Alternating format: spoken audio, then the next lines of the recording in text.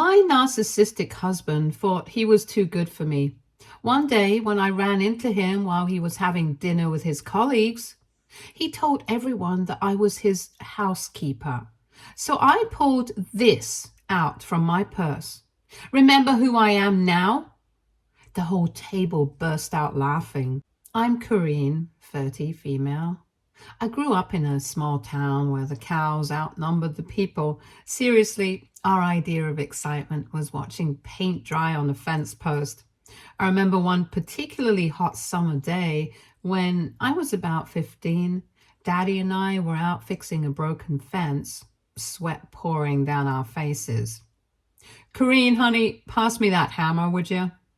Sure thing, Daddy. Hey, I was wondering, what do you think about me maybe going to college someday? Daddy looked at me like I'd just sprouted a second head. College? What in tarnation would you need college for? Everything you need to know is right here on this ranch. But Daddy, don't you ever wonder what's out there beyond the ranch, I mean? Now, listen here, Corene. This ranch has been in our family for generations. It's honest work, and it puts food on the table. What more could a person want? I didn't have an answer for him then, but deep down, I knew I wanted more. Don't get me wrong, I love my daddy and our little ranch, but a girl can only take so much cow poop before she starts dreaming of something more. I'd lie awake at night, staring at the ceiling of my tiny bedroom, imagining bright lights, tall buildings, New York City, the Big Apple. That's where I wanted to be. For years, I kept that dream to myself, working on the ranch by day and poring over travel magazines by night. I'd cut out pictures of the New York skyline and paste them on my wall, much to my daddy's confusion. Corene, why have you got all those pictures of buildings up there? Ain't a sunset over a pasture pretty enough for you? It's just different, Daddy. Don't you ever want to see something different? Different don't put food on the table, sweetheart. But I couldn't shake that yearning for something more. So one day I decided enough was enough.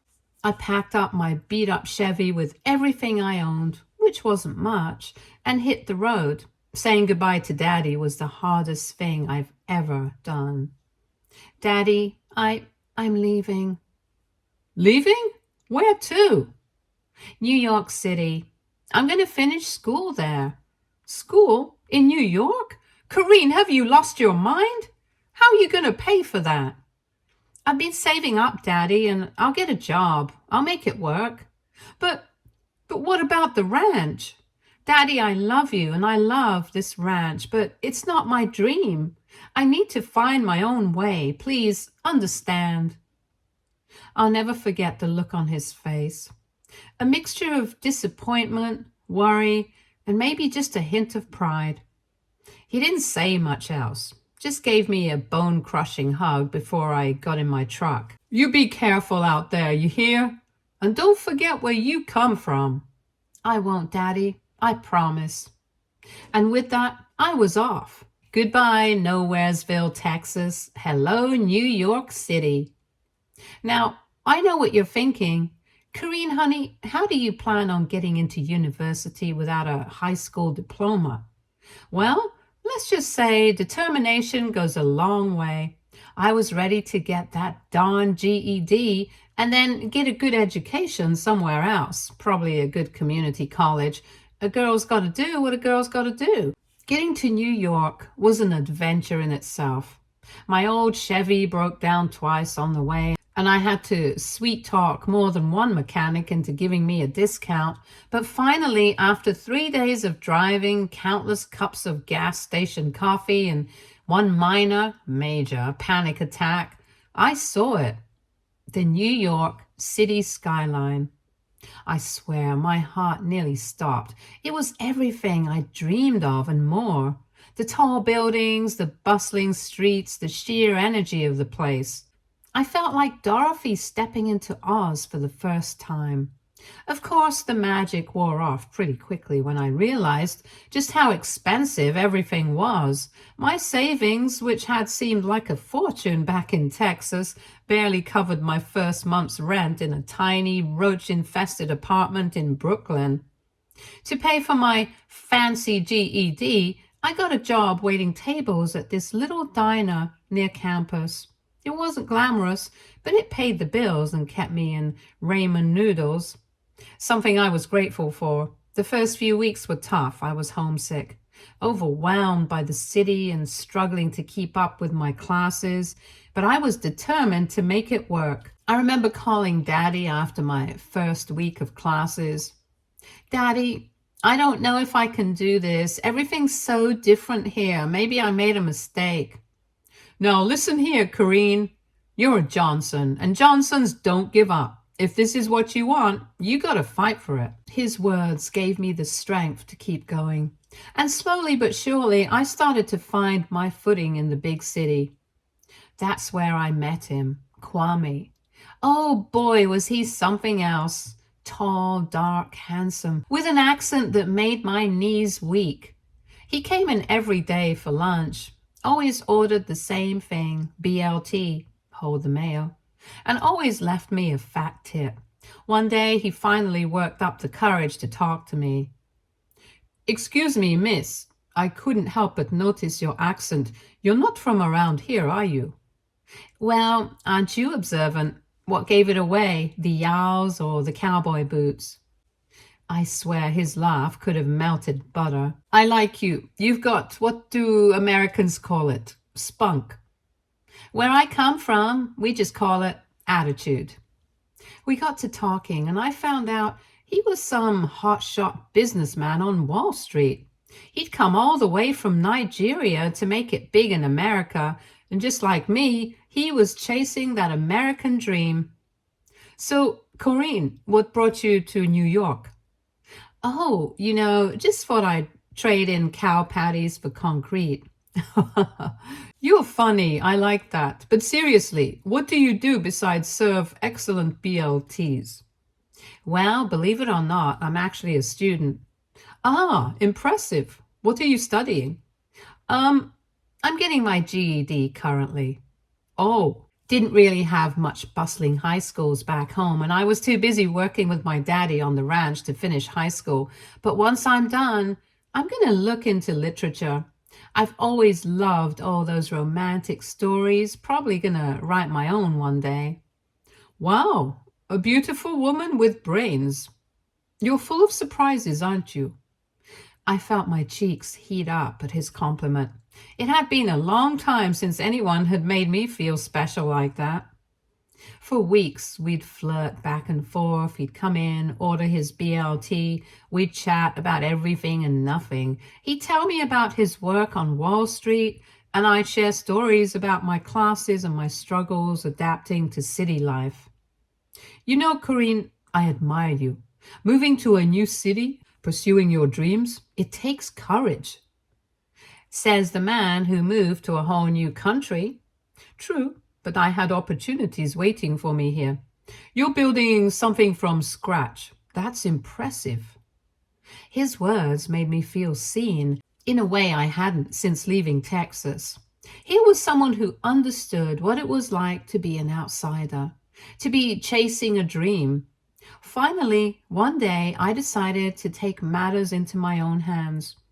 I scribbled my number on a napkin and slipped it to him with his check. Here's your bill, sugar, and a little something extra on the house. I swear I've never seen a man's eyes light up like that. It was like Christmas morning, I tell you. Our first date was magical.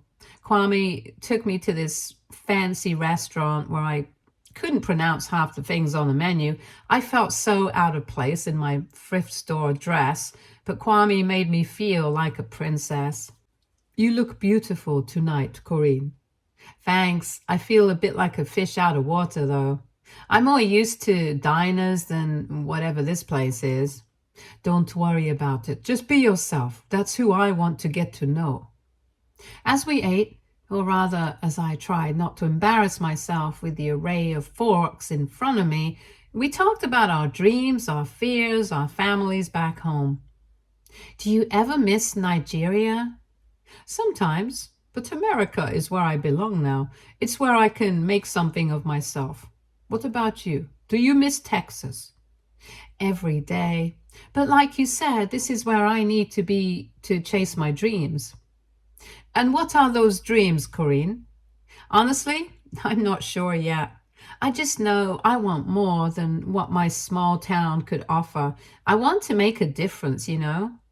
I understand completely, and I believe you will make a difference. You're special, Corene. We started dating, and let me tell you, it was a whirlwind. Fancy restaurants, Broadway shows, walks in Central Park. Kwame knew how to treat a lady, that's for sure. He was always talking about the future, about how he was gonna make me his wife. Corene, my love, one day I'll put a ring on that finger. You won't have to work in that diner anymore. I'll take care of you. Now, I wasn't so sure about quitting my job. I liked working, liked the independence. But Kwame, he had other ideas. A wife of mine shouldn't have to work, let alone in a diner. It's not proper. But Kwame, I like working. It makes me feel independent. And besides, you met me in that damn diner now. Why were you always eating there anyway when you can afford the finer things in life? Well, like I said, you make a mean BLT, darling. And trust me, you can't get what you're serving in that diner. Oh, babe, you're making me blush. No, but seriously, you're going to stop working there. Trust me, darling. Once we're married, you have everything you need. You won't want for anything. I should have seen the red flags then. But love makes you blind, doesn't it? I was so caught up in the romance of it all, in the idea of being taken care of after years of toiling away at a ranch. Sounded like a dream come true. I was so infatuated with the idea that I ignored the little voice in my head telling me something wasn't quite right. Before I knew it, we were engaged and I was planning the wedding of my dreams. I called Daddy to tell him the news. Daddy, I'm getting married. Married? To who? That city slicker you've been seeing? His name is Kwame, Daddy, and yes, we're getting married. Corene, are you sure about this? You've only known him for a few months. I'm sure, Daddy. He loves me. He's going to take care of me. I'm going to get you the best plane ticket money can afford, Daddy. Have you ever been on a plane? Did you know they have beds in there? Just be careful, sweet pea. If he hurts you, I'll come up there and show him what a Texas daddy does to men who mess with his little girl. The night before the wedding, Kwame took me out to celebrate. We hit up every bar in Manhattan, I swear. By the end of the night, I was 3 sheets to the wind and seeing double. My dear, there's just one more thing we need to do before tomorrow. What, Kwame, honey, I can barely stand up straight. It's just a little paperwork, my love. Nothing to worry about. In my drunken state, I signed whatever he put in front of me. Big mistake. Huge. The wedding was beautiful. Everything I'd ever dreamed of. Daddy even flew up from Texas to walk me down the aisle. For a moment, everything was perfect. You look beautiful, sweet pea. Thanks, Daddy. I'm so glad you're here. Are you happy, Corene? I am, Daddy. I really am. But you know what they say about perfection, right? It doesn't last. As soon as we moved in together, things started to change. Kwame expected me to be some kind of 1950s housewife, cooking and cleaning all the doodah day. But that wasn't me. I'd gotten a taste of independence in New York, and I wasn't about to give it up. So while Kwame was off playing his big shot on Wall Street, I started working on my own dreams. I'd always loved writing, so I decided to try my hand at freelance work. I'd spend hours at my computer, lost in my own little world of words. Of course, that meant the house wasn't always spotless when Kwame got home. And dinner? Sometimes I'd get so caught up in my work I'd forget to eat, let alone cook. Kwame didn't like that one bit. What is this? Where's my dinner? Look at this mess. I'm sorry, honey. I lost track of time. I was working on this really exciting project and working. You call this working?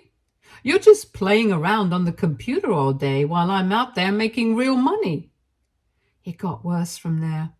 The insults started flying. You're useless, you know that? Just a brain-dead waitress. I should have known better than to marry someone like you. Each word was like a slap in the face, but you know what? It also opened my eyes. I started to see Kwame for what he really was, a narcissist who only cared about himself. He'd do this thing where he'd be sweet as pie one minute, then cold as ice the next. It was like emotional whiplash. He'd shower me with gifts and compliments and make me feel like I was on top of the world. Then bam, he'd tear me down again.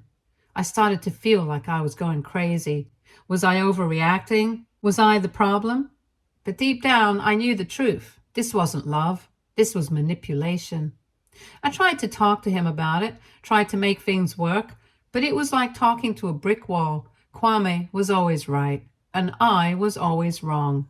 End of story. Kwame, we need to talk about how you've been treating me. Treating you? I give you everything. A beautiful home, expensive clothes. What more could you want? How about respect, understanding, love? Don't be so dramatic, Corene. This is what marriage is. You should be grateful. Grateful. That word stuck in my craw. I thought about calling Daddy, about telling him what was going on, but I was too proud, too ashamed to admit that my fairy tale had turned into a nightmare. Then, one day, out of the blue, he dropped a bomb on me. I want a divorce. What?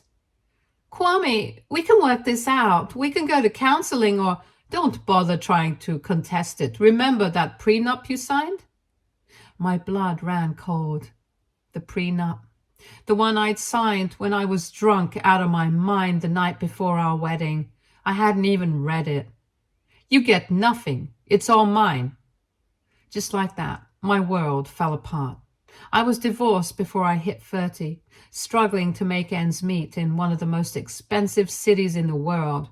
I thought about going back to Texas, tail between my legs, but something in me rebelled at the thought.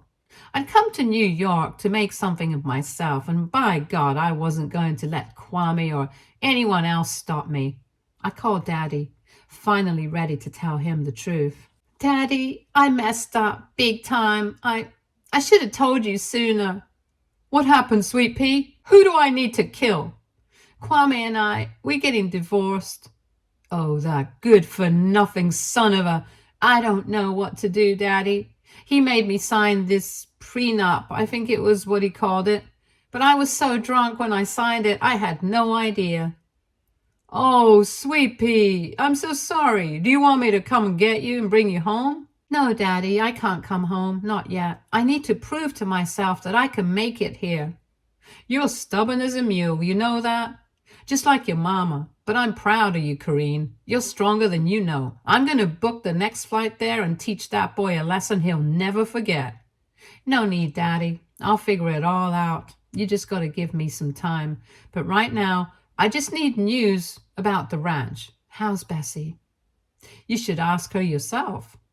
Just then, I heard my dad talk to Bessie, and she responded with a big old, I swear, hearing that was heaven. It made me miss the ranch 10 times more. I'm always here for you, Pumpkin. You know that. You are my pride and joy, and you're a rock star. I mean, what girl travels to a completely new state all by herself to pursue her dreams? There's not many people like you, sweetie, and Kwame was just too blind and dumb to see that. His words gave me strength. I threw myself into my freelance work. It wasn't easy. There were nights I cried myself to sleep, wondering if I had made a huge mistake, but I kept pushing, kept writing, kept believing in myself. One day I found myself back at that old diner where I used to work. I was sitting there nursing a cup of coffee and working on my laptop when this lady approached me. Excuse me, but I couldn't help noticing your hands. My hands? Yes, they're exquisite. Have you ever considered hand modeling? My hands? Hand modeling? Is that even a real thing? Oh, absolutely. I'm Sarah, by the way. I work for a modeling agency that specializes in body parts. Hands, feet, eyes, you name it. Well, I'll be. I never thought these hands would be good for anything but wrangling cattle and typing. Wrangling cattle? But how are your hands so smooth? Do you mind? Before I could answer, she grabbed my hands and started massaging them. Astonishing. Well, I used to also milk the cows and make butter too, so maybe that's what softened them.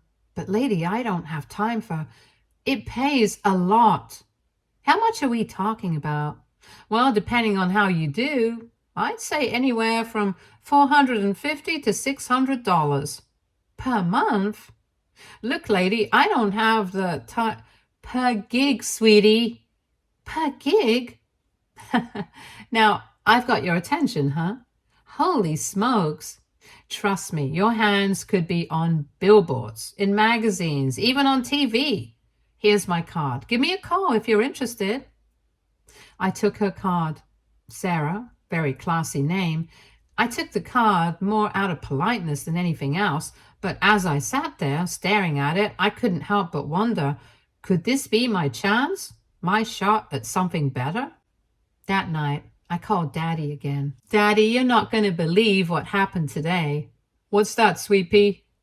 Someone offered me a job as a hand model. Can you believe it? A hand model? Is that some kind of city joke I'm not getting? No, Daddy, it's real. They want to take pictures of my hands for ads and stuff. Well, I'll be. Those hands of yours have come a long way from mucking out stalls, haven't they? They sure have, Daddy. They sure have. I decided to give it a shot. What did I have to lose, right?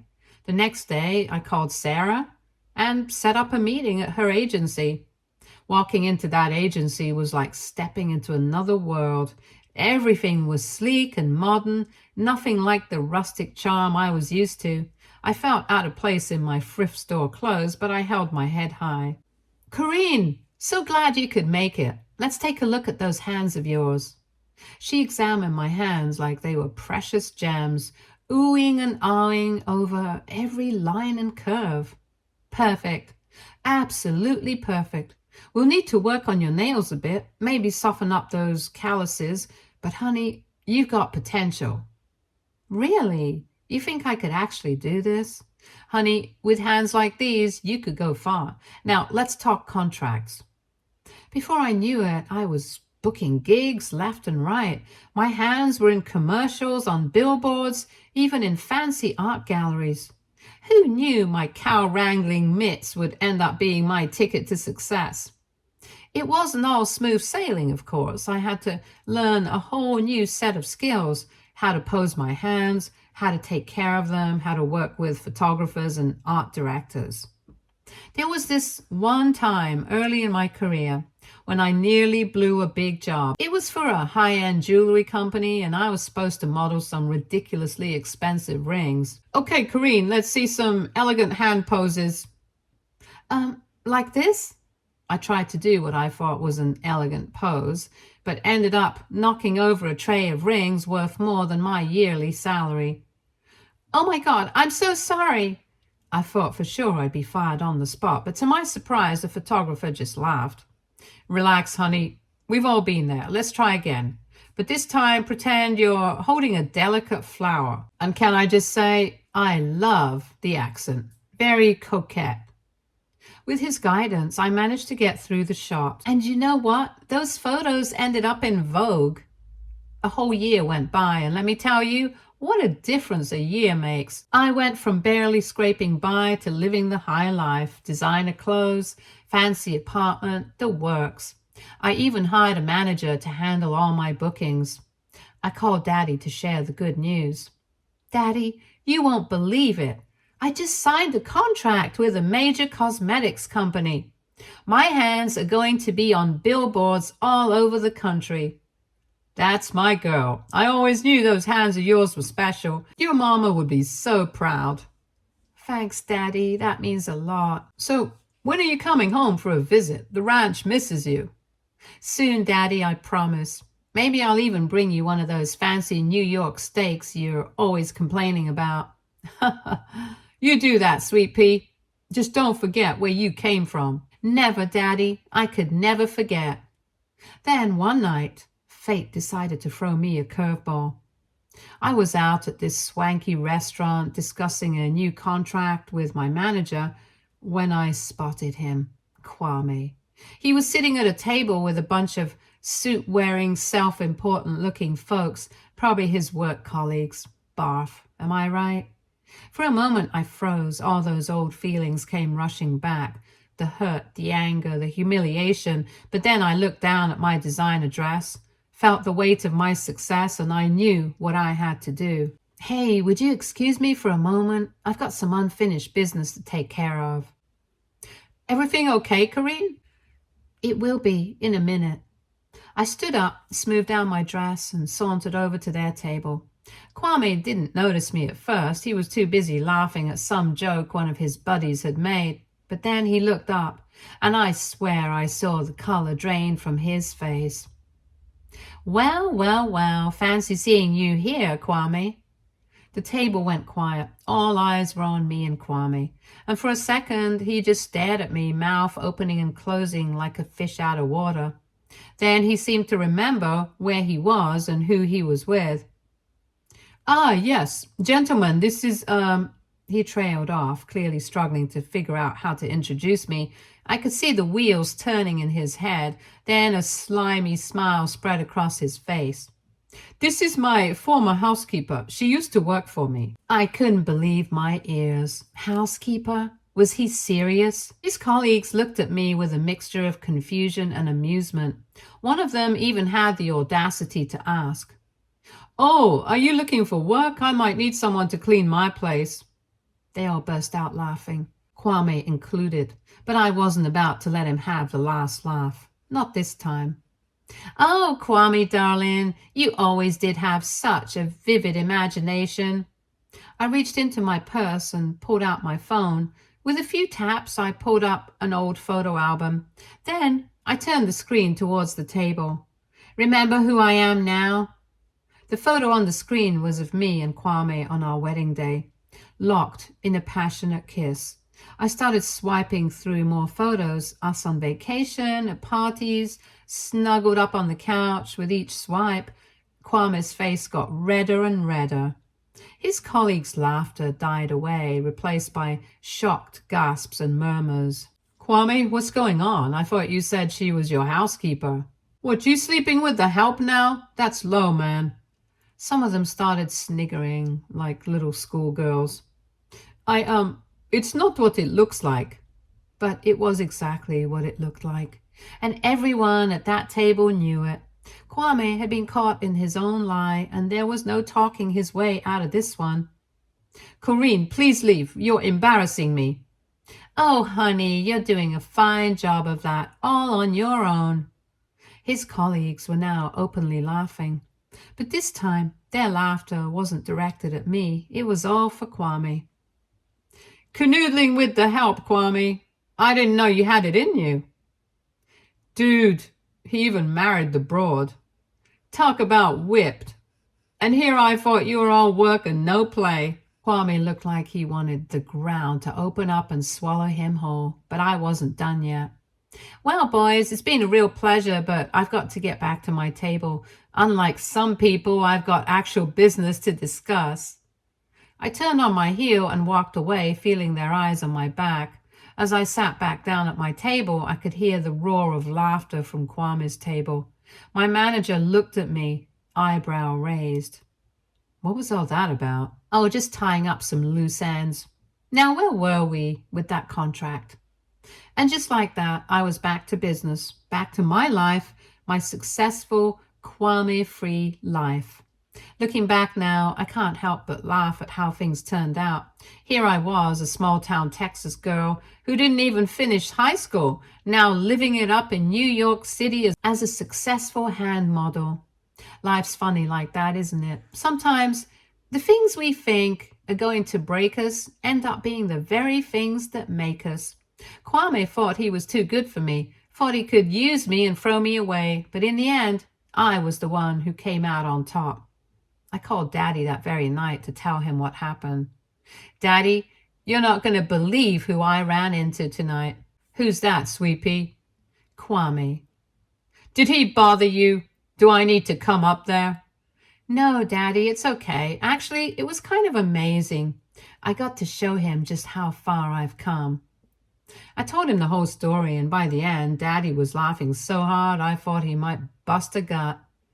That's my girl. You show that city slicker what us country folk are made of. I sure did, Daddy. I sure did. So, to all you folks out there who's going through a tough time, who feel like giving up, I say this: don't you dare. You never know what's waiting for you just around the corner. It might be a modeling contract, it might be the love of your life, or it might just be the satisfaction of proving all the doubters wrong. As for me, I'm living my best life. My hands are insured for more money than I ever dreamed of seeing in my lifetime. I've got a luxury apartment with a view of Central Park. And most importantly, I've got my freedom and my self-respect. So here's to the dreamers, the fighters, and the never-give-uppers. Here's to proving the naysayers wrong and living life on your own terms. And here's to hands. May they always be reaching for the stars even when they're covered in cow poop. As for Kwame, well, I hear he's still single. Maybe he's looking for a new housekeeper. Any takers? No? Didn't think so.